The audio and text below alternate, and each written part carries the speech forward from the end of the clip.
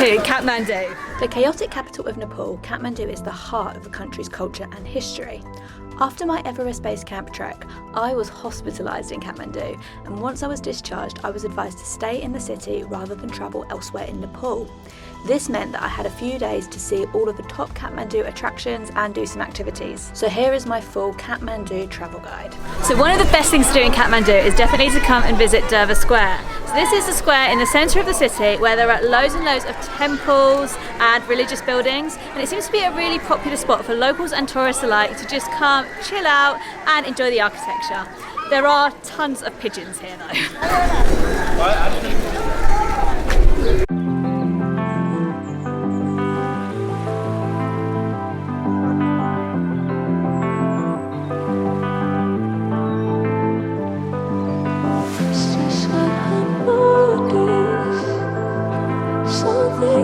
As well as all the temples, there seems to be quite a few like market stalls here, so you can get all sorts of Nepali goods.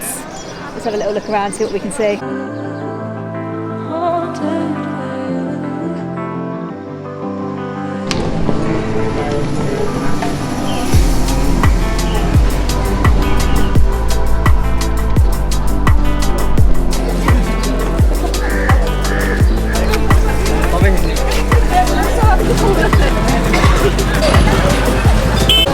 Getting around Kathmandu is hectic, but we've just left Durbar Square and we're walking down to the Asan Bazaar, which is apparently like a local bazaar where you can pick up some street food and probably some souvenirs as well.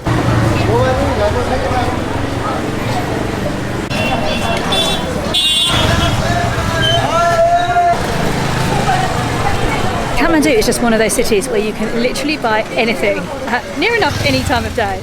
So we're not even at the bazaar yet, but we seem to be in this clothes market where you can get like traditional dresses, shoes, but there's also stalls selling suitcases, there's kitchenware just behind me. Honestly, whatever you need, you'll find it in Kathmandu. Google Maps tells us that right here is the market. There's lots of stores selling tea, toiletries, clothes hangers, and then there's like a pagoda in the middle. It feels very authentic. We've been looking around the market stalls in Thamel quite a lot, and they are really cool. We're going to check them out later on in this video, but they are very more tourist centric, whereas here does feel a lot more local. So one of the best things to do in all of Nepal, and especially in Kathmandu, is to eat all the momos. So momos are a Nepali dumpling, and we've been eating the vegetarian versions the whole time we're here, which have vegetables and sometimes paneer cheese in, but you can get them with chicken or buffalo as well. So we've actually just done a momo cooking class with Nepali Cooking School. Added sprinkle on tiny bits of turmeric. Just tiny, yeah, that's, and then I'm using a teaspoon of sunflower oil in the vegetables. Okay, so this one is a steamer down part. We do have a boiled water. This is just like a plain normal water. There's nothing. Okay, just a plain water. Then we have to take it off, and then we'll close it. Need to blend it here, but you can use that one also. It gives you same flavors. They look incredibly hot. They're very warm. Why do you like them? Well, they are super. They're really good. Walking around Kathmandu is always a bit of an adventure. There is lots of construction going on. It is a city that seems to be constantly being built, and we're currently just trying to walk over it.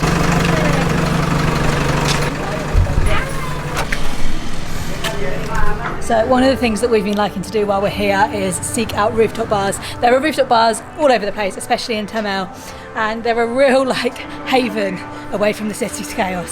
So one of the best things to do in Kathmandu is definitely to eat, and some of the best restaurants are on the rooftop. So we're in Third Eye restaurant at the moment, which has some incredible curries. We actually came here for lunch yesterday and it was so good that we were looking for somewhere else to go, and nowhere seemed like it would be as good as here. So we have decided to come here again for one of our last meals in Kathmandu. So I mentioned this earlier on in the video, but you can literally buy anything in Kathmandu, specifically in Thamel, which is the main touristy area of the city.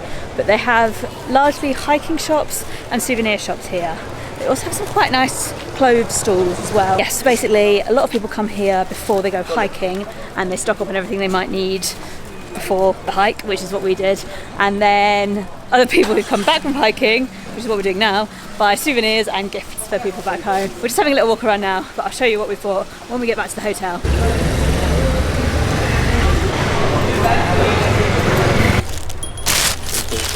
All the apps. Yeah. Yeah, it's nice. You make them? Yeah. Yeah? Nice, nice. Also, I did want to just shout out this pharmacy behind me, which is just outside the Kailash Kuti Hotel, which is the hotel that we stayed at when we first got here. And we came here the night before our space camp trek, and I was there with a couple other people, and we must have had about 20 different requests of things that we thought we needed. They had everything. It's just called Trekker's Pharmacy. It's in Thamel, right outside the Kailash Kuti Hotel. So if you need any pharmaceutical goods while you're here, definitely go there.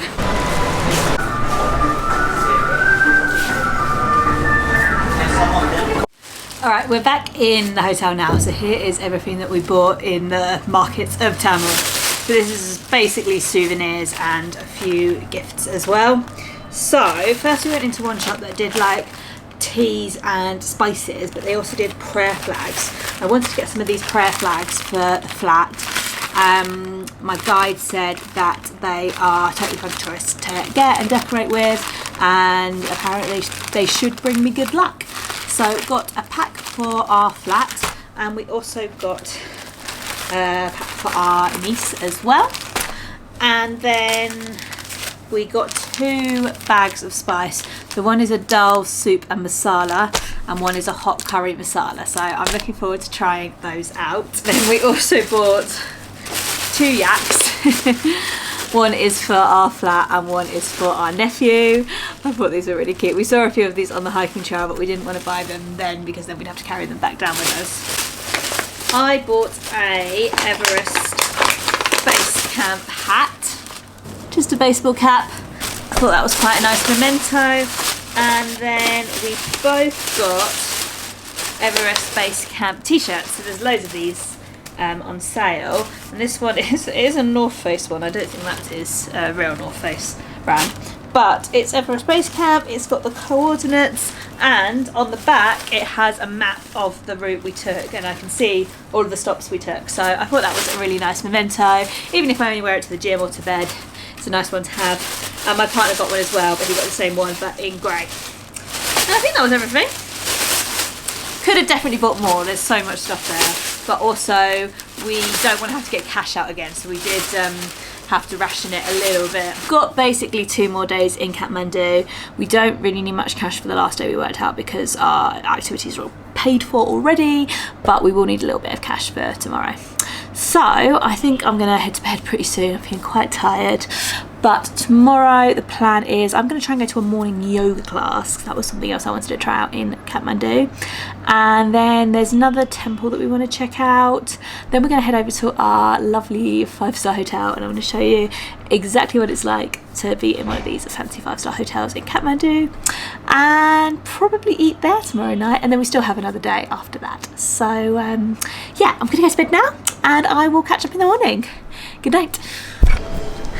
Good morning, it is about 7:30 and I am up and getting ready for my yoga class. So it's about a 10-minute walk away from where we're staying. And I'm looking forward to this actually. I've not done yoga in a while, but I did want to do some kind of stretching, like movement after the hike. And obviously I've not been that well, so I haven't been able to do too much, but I think I'm ready for a little hatha yoga session now. Yoga is obviously quite a popular thing to do in Nepal and Kathmandu because it comes from this area of the world. There's also lots of places offering massages, Reiki treatments and things like that. So you can definitely come to Kathmandu and have a bit of a relaxing time. It does juxtapose a little bit with the chaos of the city because it is a very chaotic city. But there's so many of these little pockets, whether that be like a yoga studio, massage parlour, or somewhere you can get Reiki done, that just give you more of a sense of kind of serenity, which is really nice. Yoga was really good. I'm feeling a lot more relaxed now, and I've sort of stretched out and everything, which is really nice. So now I'm just heading back to the hotel, gonna get ready, probably pack, and then we'll head out for some breakfast and hopefully check out this temple that I wanted to go and see. So just behind me is the Garden of Dreams, and this is another fairly popular Kathmandu attraction. We haven't actually been in here, so I can't give it my first-hand account, My friends did say that it's very good, but I just didn't really get the chance to go in at any point, and I need to get back now for breakfast, so I'm not going to get the chance to go in now. But apparently it's a nice, relaxing space, lots of different plants, and it's just somewhere nice and zen to sit. Now we're off to a temple called Swayambhu, I believe that's what it's called, which we can just see in front of us. It's sitting on top of a hill, and it looks very, very majestic.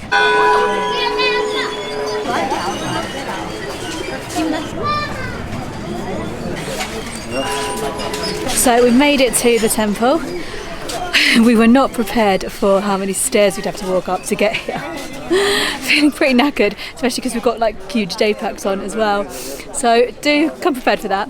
It was 200 rupees to enter, which is like just over £1. And there's a huge stupa here. It's really impressive. I think it's the biggest stupa I've seen so far in Nepal. And a few other different religious little sites as well. One other thing about here is that there are quite a lot of monkeys. They seem relatively chill, but I'm always a bit wary of monkeys, so that's set me on edge a little bit. But I do think it's worth coming here. It is very, very beautiful. I would say there is a nice view of Kathmandu as well, but it is looking incredibly smoggy today.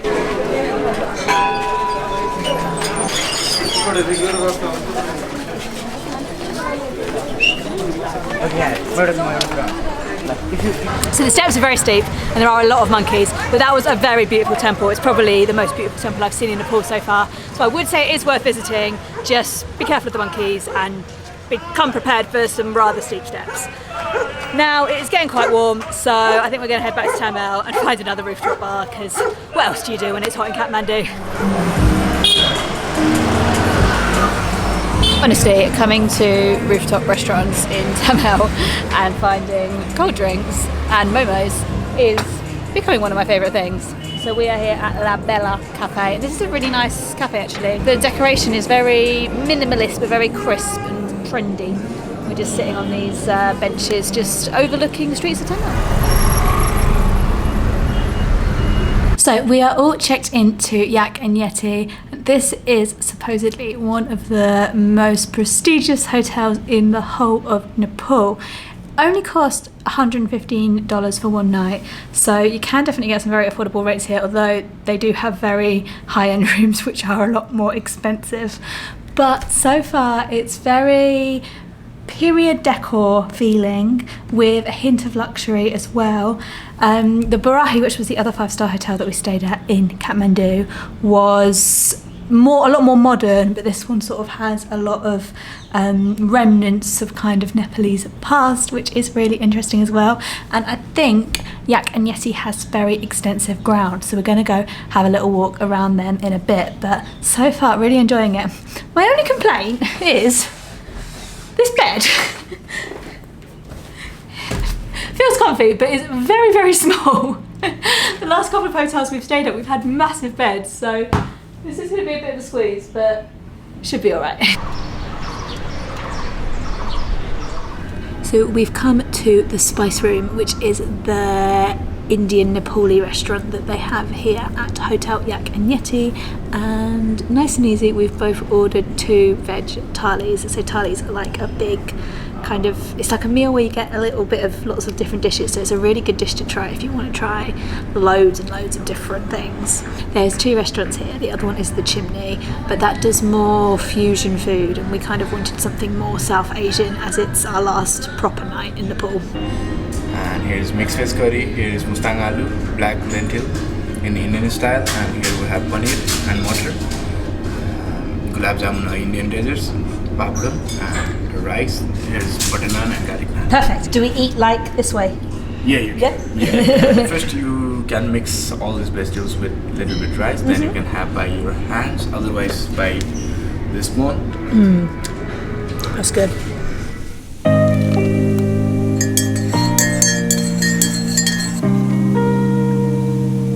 Good morning. It is our last day in Kathmandu and all of Nepal, which is wild. Pretty much just slipped into a food coma last night after having that delicious thali. That was definitely the most expensive meal we've had in Nepal, but it was also very, very delicious, and I just love a thali because I love having a little bit of everything. Now we're going to head down to breakfast, see what breakfast is like here at Yak and Yeti, and then I will take you around a little tour of the hotel so you can see a little bit more about why it kind of differs from some other hotels in Kathmandu, because it feels very elegant, I'll just say that. And later on we have a food tour, which I'm very excited about because I feel like I've spoken about Nepali food quite a lot in this video already, but I am really enjoying it. All right, let's go.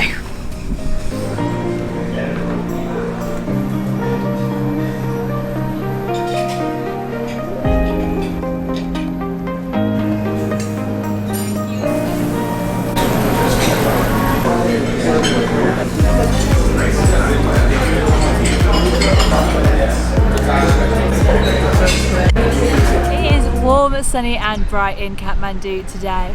So I just thought I'd give you a little tour of Yak and Yeti's grounds and the kind of communal areas. So it's a big 5-star hotel. Very much enjoyed it here. I will say parts of it do seem a tiny bit dated, maybe a tiny bit could have a little bit of a refresh, but generally it's a very hospitable place. The grounds are beautiful, they're really extensive as well, so it is a very nice kind of oasis from the hustle and bustle of Kathmandu, which, as I mentioned in this video, can be very hustly and bustly. So I would definitely recommend staying here if you want to stay somewhere that's relaxed, that has good food options, that has good kind of leisure amenities. I also imagine it would be quite a kid-friendly place to stay too, because you've got the pool.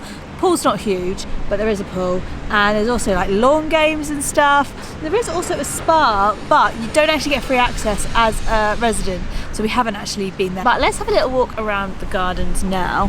So there's loads and loads of space to sit. Like, just, you know, you've got these kind of picnic tables, but then there's also pool lounges, and then further back, we'll go and have a look at them in a moment, there are sort of more sofa kind of comfy patio furniture areas. What I really like is the kind of attention to detail with the gardening. So there are some really nice flowers and plants, and they all lead up to this pagoda which has a Buddha statue. So from the statue at the top here you get quite a good view of the pool. As I mentioned, the pool's not huge, and there seems to be a trend of all the pools in Kathmandu that isn't heated, so you're going to want it to be quite warm before you take a dip in there.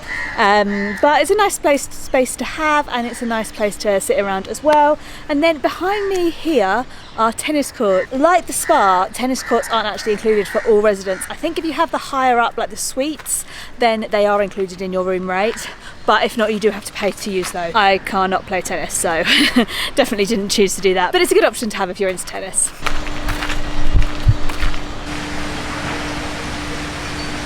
Then what I really like about this hotel is that the grounds are pretty extensive, and there's a kind of path running all the way around. There's this like little water feature, and you can have a little stroll around and not necessarily see anyone else, so it's quite nice to get a bit of solitude. There's 2 restaurants here. There's the Spice Room, which is where we had dinner last night and also where we had breakfast, and then the other one is called the Chimney, and it's just here, sort of, this is the outdoor area, then it leads into an indoor area. Looks at the menu, it's more fusion cuisine with some sort of Mediterranean inspired dishes. It looked like good food, but we wanted something more South Asian because we're in South Asia last night.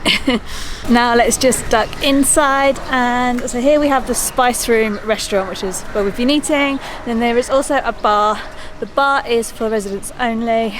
I think we're going to end up chilling out there a little bit later on because we've got a while to wait before our flight. And then there's just a very large, expansive lobby. And that pretty much concludes my tour. Now we've got about an hour till we need to check out, so I think there is a sun lounger by the pool with my name on. We're just taking the walk back into Thamel, which is where our food tour is starting.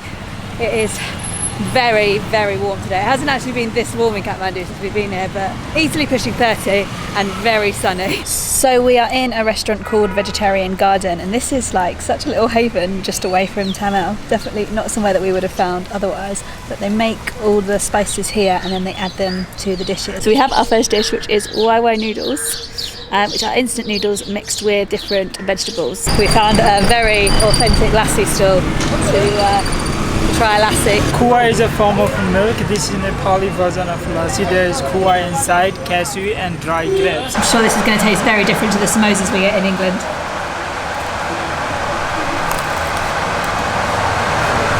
So is it just potato on the It's inside? mashed potatoes, chickpeas, coriander, Oh, onion, okay. garlic, and some other spices inside. Okay. So we're now in what is apparently the smallest restaurant in Kathmandu, and we're sitting in the back here waiting for some spicy food. We've got some mango drinks. Oh, why? Oh, Why noodles? So this color marks for vegetarian product. Yeah. And this color marks for non-vegetarian product. It's Oh, for perfect. every product in Nepal. Oh, nice. Yeah, I think we saw in the hotel, didn't we? Yeah. We prefer vegetarian. Okay. Thank you. In most of the places, it's called fuchka. It's widely consumed in Bangladesh, India, Pakistan, Nepal, and in most of the places in India, it's called golgappa. But in most of the places, also called puchka. But here, it's called pani puri. In general, pani means drinkable water, but in context of this street food, it's a spicy water mixed with different spices. This is pani, this is puri, filled with a smashed potato, chickpeas, beans, coriander, potato, onion, and some other spices inside. How are you feeling, guys? Good. Yeah, I still need to try one of these. I hope you like it. Cheers. Cheers. So these you eat in one go apparently. So here we go.